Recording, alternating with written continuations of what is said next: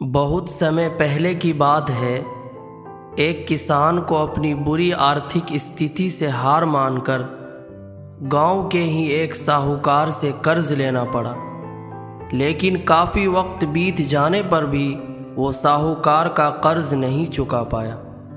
गांव का वो साहूकार बूढ़ा और देखने में बदसूरत था। उसके अनुचित स्वभाव के कारण गांव में उसे कोई पसंद नहीं करता था। किसान के परिवार में उसके और उसकी एक बेटी के सिवा और कोई नहीं था। उसकी लड़की बहुत ही सुंदर और अच्छे स्वभाव की थी। किसान ने उसे बड़े ही लाड़ और प्यार से पाला था। वो अपने पिता के साथ ही खेतों में काम करती। पर एक दिन उस बूढ़े साहूकार की नज़र उसकी खूबसूरत लड़की पर पड़ी और वो उस पर मोहित हो गया। वो मन ही मन उससे विवाह करने की सोचने लगा।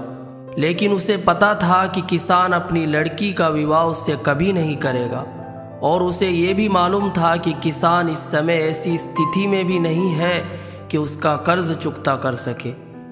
इन सारी बातों को मन में रख वो जल्द ही एक दिन किसान के खेत की ओर जाने वाले रास्ते पर जा पहुंचा। रास्ता छोटे छोटे कंकर पत्थरों और रोड़ियों से भरा पड़ा था। वो किसान और उसकी बेटी दोनों वहीं पर थे। उसने किसान से कर्ज के विषय में बात करते हुए उसके सामने एक शर्त रखी। शर्त ये थी कि अगर उसने अपनी लड़की का विवाह उससे कर दिया तो वो उसके सारे कर्ज माफ़ कर देगा, वो भी ब्याज सहित। साहूकार की इस अजीबोगरीब शर्त से किसान और उसकी बेटी भयभीत हो गए।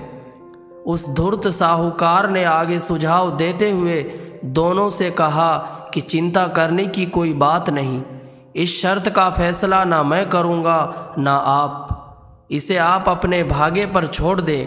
इतना कहते हुए उसने अपनी जेब से एक पैसे की खाली पोटली निकाली और उसे दिखाते हुए कहा, मैं इसमें एक काले रंग का और एक सफ़ेद रंग का कंकड़ रखूँगा। उसके बाद तुम्हारी लड़की को बिना देखे इस पोटली से एक कंकड़ निकालना होगा, और ये शर्त ये रहेगी कि अगर उसने काले रंग के कंकड़ को निकाला तब उसे मुझसे विवाह करना होगा और तुम्हारे कर्ज भी माफ़ कर दिए जाएंगे। अगर तुम्हारी लड़की ने सफ़ेद रंग के कंकड़ को निकाला तो इससे मुझे विवाह नहीं करना होगा और फिर भी कर्ज माफ़ कर दिए जाएंगे। लेकिन अगर इसने कंकड़ निकालने से मना कर दिया तो फिर तुम्हें जेल के सलाखों के पीछे जाना होगा। जैसे ही किसान और उसकी लड़की उसकी इस शर्त पर आपस में बात करने लगे, तभी साहूकार अचानक कंकड़ों को उठाने के लिए नीचे झुका। उसने जैसे ही दो कंकड़ों को उठाया, उसी समय किसान की लड़की की नज़र उस पर पड़ गई। उसने देखा कि साहूकार ने दो काले कंकड़ ही पोटली में रख दिए, जबकि नियम के अनुसार होना ये चाहिए था कि वो एक काले रंग का और दूसरा सफ़ेद रंग का कंकड़ खाली पोटली में रखता। खैर, उसके बाद साहूकार ने लड़की को पोटली से एक कंकड़ निकालने के लिए कहा। दोस्तों, अब आप कुछ देर के लिए ऐसा महसूस करें कि उस लड़की की जगह आप उस कंकड़ पत्थर वाले रास्ते पर खड़े होते। उस परिस्थिति में आप अगर एक लड़की होते तो क्या करते? अगर आपको उस लड़की को कुछ सुझाव देना होता तो क्या देते? मुझे लगता है कि अगर हम इस पर ध्यानपूर्वक विचार करें तो हमारे सामने तीन संभावनाएं निकल कर आती है। पहली बात ये हो सकती है कि लड़की को कंकड़ निकालने से बिल्कुल मना कर देना चाहिए। दूसरी बात ये हो सकती है कि लड़की को थोड़ा साहस दिखाते हुए ये बता देना चाहिए कि उस पोटली में दोनों कंकड़ काले हैं, जिससे साहूकार की धूर्तता की पोल खुल जाती। या तीसरा विकल्प ये हो सकता है कि लड़की साहूकार की धूर्तता के बारे में जानते हुए भी काले रंग के कंकड़ को निकाले और अपने आप को त्याग कर दे, ताकि उसके पिता कर्ज से मुक्त हो जेल जाने से बच जाए। तो चलिए हम ही बता देते हैं आगे उस लड़की ने क्या किया।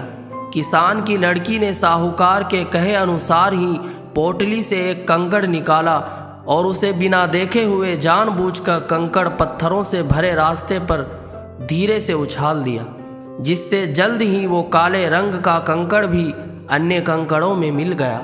उसके बाद उस लड़की ने झूठा खेद व्यक्त करते हुए कहा, ओ मैं कितनी लापरवाह हूँ।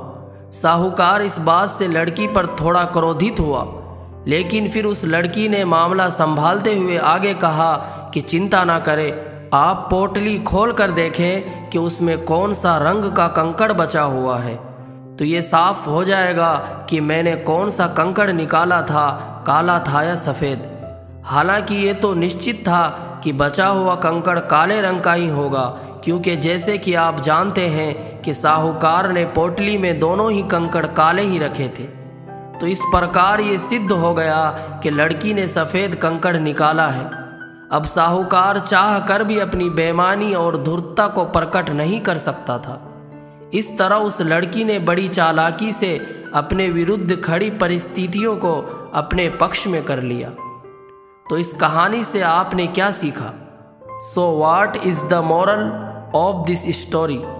दोस्तों, इस कहानी से हम आपको ये बताना चाहते थे कि समस्या चाहे कितनी भी जटिल क्यों ना हो, हम उसके बारे में सोचने और उसे सुलझाने के तरीके को बदलकर उसका समाधान आसानी से निकाल सकते हैं।